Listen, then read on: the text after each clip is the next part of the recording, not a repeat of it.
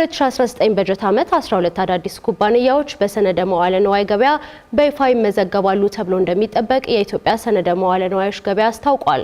የኢትዮጵያ ሰነደ መዋዕለ ንዋዮች ገበያ በዘርፉ የሚፈጠሩ ማጭበርበሮችንና ሊደርሱ የሚችሉ ኪሳራዎችን ለመከላከል የተለያዩ አሰራሮችን ተግባራዊ እያደረገ መሆኑን በሳምንቱ ከነገርናችሁ አበይት ጉዳዮች ውስጥ አንዱ ነው። ከኢትዮጵያ ሰነደ መዋዕለ ንዋዮች ገበያ ዋና ስራ አስፈጻሚ ጥላሁን እስማኤል ጋር ቆይታ ያደረገው ሪፖርተራችን ብሩክ አስቀናው ቀጣዩን ጥንቅር አዘጋጅቶልናል። ተከታትለን እንመለስ። የኢትዮጵያ ሰነደ መዋዕለ ንዋዮች ገበያ አክሲዮኖችና ቦንዶችን የመሳሰሉ በገንዘብ ሊተመኑ የሚችሉ ባለቤትነትን የሚገልጹ ሰነዶች በህጋዊ መንገድ የሚገዙበትና የሚሸጡበት የገበያ ስርዓት ነው። የሰነድ መዋዕለ ንዋይ ግብይት በኢትዮጵያ በይፋ ከተጀመረ ጊዜ አንስቶ ኢትዮ ቴሌኮምን ጨምሮ 5 ኩባንያዎች በይፋ ተመዝግበው የአክሲዮን ግብይት እያከናወኑ ይገኛሉ። ይህ የገበያ መድረክ ከተጀመረ አንስቶ የተለያዩ እንቅስቃሴዎች እየተካሄዱበት የሚገኝ ሲሆን ይህ ገበያ ሲጠናከርም ባንኮችና የግል ኩባንያዎች የተሻለ ካፒታል እንዲያሰባስቡ የሚያስችል መሆኑ ተነስቷል። ኢትዮጵያ ባንኮች እንደምታውቁት ከመንግስት በሙሉ በመንግስት ከተያዙ ባንኮች በስተቀር ሁሉም የግል ባንኮች የምንላቸው በህዝብ የተያዙ ናቸው። ዛሬ ላይ ከ400 ሺህ ያላነሱ ባለ አክሲዮኖች አሉ በባንኪንግ ኢንዱስትሪው ላይ። እንግዲህ የባንኪንግ ኢንዱስትሪው ከ30 ዓመት በኋላ ዛሬ ላይ 200-300 ቢሊዮን ብር ካፒታል አለው። በተለይ የግል ባንኮች ዋናው ፍላጎት ይህንን ካፒታል በሚቀጥሉት ጥቂት ዓመታት እጥፍ እናም ከዛም በላይ ማድረግ ነው። ስለዚህ የሰነደ መዋዕለ ንዋዮች ገበያ ላይ መጥቶ መመዝገብ ዋና ትርጉሙ የባለ አክሲዮኖችን ሊኩዲቲ መስጠት።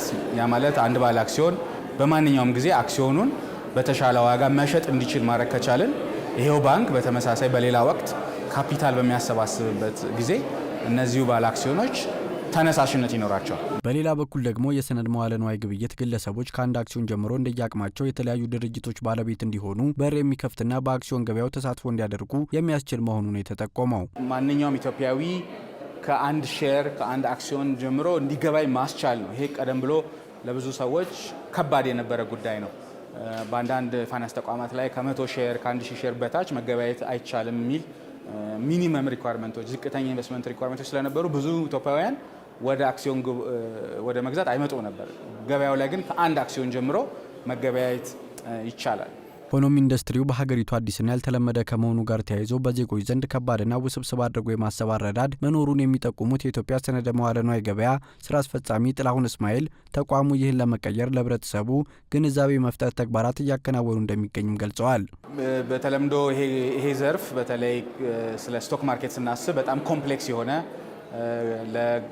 ለሰዎች ግራ የሚያጋባ አድርገን ነው የምናስበው። ግን እንግዲህ ይሄ ቀስ በቀስ አሁን መሰረት ይዟል ባይነን ሊስትድ የሚሆኑት ኩባንያዎች የኢንቨስተሮችንም ተሳትፎ ካየነው በጣም ጠንካራ አቅም ላይ ነው ያለው ማለት እንችላለን።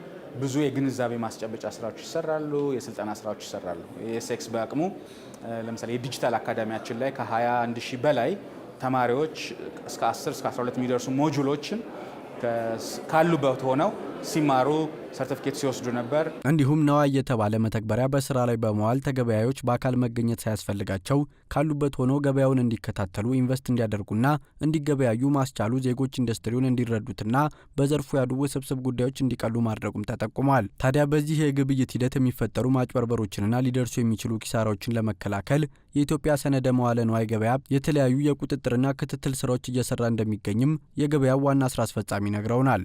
ኤቭሪ ትሬድ እንከታተላለን። 1 2 ገበያ ላይ ቮላቲሊቲ እንዳይኖር ደግሞ ያሉን ህጎችና አሰራሮች ያንን ቮላቲሊቲ ማኔጅ ያደርጋሉ። ምሳሌ ለመስጠት ያህል በ1000 ብር ፓር ቫልዩ ወደ ገበያ ከመጣ በኋላ ዛሬ ላይ 1800 2000 ብር ከተገበያየ በኋላ ለአንድ ወር ክፍት የሆነ የመገበያ መድረክ እንፈጥራለን። ዋጋው አሁን ከተነሳበት 50 በመቶ ወደ ላይ ወይም 50 በመቶ ወደ ታች እንዳይወርድ እንቆጣጠራለን። ከወር በኋላ ደግሞ በ20 በመቶ ውስጥ ብቻ እንዲጫወት እንፈቅዳለን ማለት ነው። ስለዚህ ዛሬ የገዛነው 2000 ብር የገዛነው አክሲዮን ነገ ደግሞ 10 ብር እንዲገባ አንፈቅድም ማለት ነው። ቀስ እያለ ገበያው መረጃን እያሰላሰለ እንጂ ተባራሪ ወሬዎችን እየሰማ እንዳይመራ የምናደርግበት ሰርኪዩት ብሬከሮች አሉን። ቮላቲሊቲ ማኔጅ የምናደርግባቸው አሰራሮች አሉ። ስለዚህ ባለ አክሲዮኖች ቀድሞ ከሚያውቁት የገበያ አሰራር ወጣ ያለ አሰራር ባየን ቁጥር ደግሞ ተጨማሪ ኢንተርቬንሽኖች እናደርጋለን። ከድርሻ ገበያ ባለፈ ደግሞ በባንኮች መካከል የሚደረግ የገንዘብ ግብይት ሌላው የሰነደ መዋለ ንዋይ ግብይት አይነት መሆኑን የጠቀሱት ዋና ስራ አስፈጻሚው በአጠቃላይ ከ3.3 ትሪሊዮን ብር በላይ ግብይት የተካሄደ ሲሆን በተጠናቀቀው በጀት ዓመት ደግሞ ከ2.5 ትሪሊዮን ብር በላይ ግብይት መካሄዱ ተመልክቷል። በተጠናቀቀው በጀት ዓመት በሰነደ መዋለ ንዋይ ገበያ በይፋ የተመዘገቡ ኩባንያዎች ቁጥር 5 መድረሱ የተገለጸ ሲሆን በመጪው ዓመትም 12 አዳዲስ ኩባንያዎች በይፋ ይመዘገባሉ ተብሎ እንደሚጠበቅ ዋና ስራ አስፈጻሚው ተናግረዋል። እኛ 9 ሊስቲንግ ይኖረናል ብለን ነበር ያሰብነው። አሁን 5 አሳክተናል። እንግዲህ እንደምታውቁት አሁን ሊስት ካደረግናቸው 5 በተጨማሪ ሌሎች 6 ኩባንያዎችን የቅድመ የመመዝገብ ፍቃድ ወይም የሊስቲንግ አፕሩቨል ሰጥተናል።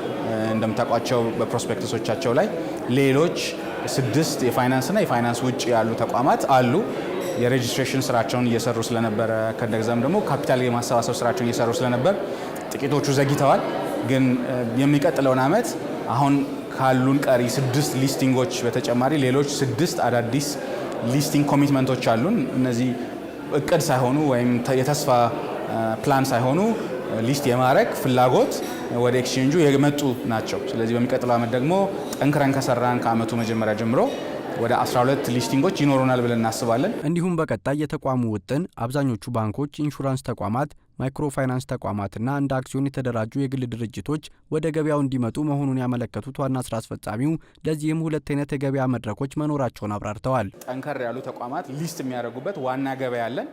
ከዛም ደግሞ ሊስት ባያደርጉም በተለይ በካፒታል ገበያ ባለስልጣን ምዝገባ ያጠናቀው ለህዝብ አክሲዮኖቻቸውን ለህዝብ ሽያጭ ክፍት የሚያደርጉ ተቋማት ወይ ይመዘገባሉ። ካልተመዘገቡ ደግሞ ኦቲሲ ማርኬት የምንለው ወይም ያልተመዘገበ የጠረጴዛ ዙሪያ ገበያ የምንለው ይሄውም በኢትዮጵያ ሰነደ መዋዕለ ንዋዮች ገበያ ውስጥ ያለ ገበያ ነው። ስለዚህ ሁሉም የምንላቸው በአሁን ላይ የፋይናንስ ተቋማት ሊስት አደረጉም አላደረጉም ወደ ገበያው መጥተው ነው ግብይት የሚያካሄዱት። ስለዚህ ኤክስቼንጁ በኩል ሁሉንም ተቋማት ሰርቭ ለማድረግ ዝግጁ ነው። አሁን ከጠረጴዛ ዙሪያ ገበያ የምንለው ላይ 2 ኩባንያዎችን አድሚት እያደረግን ነው።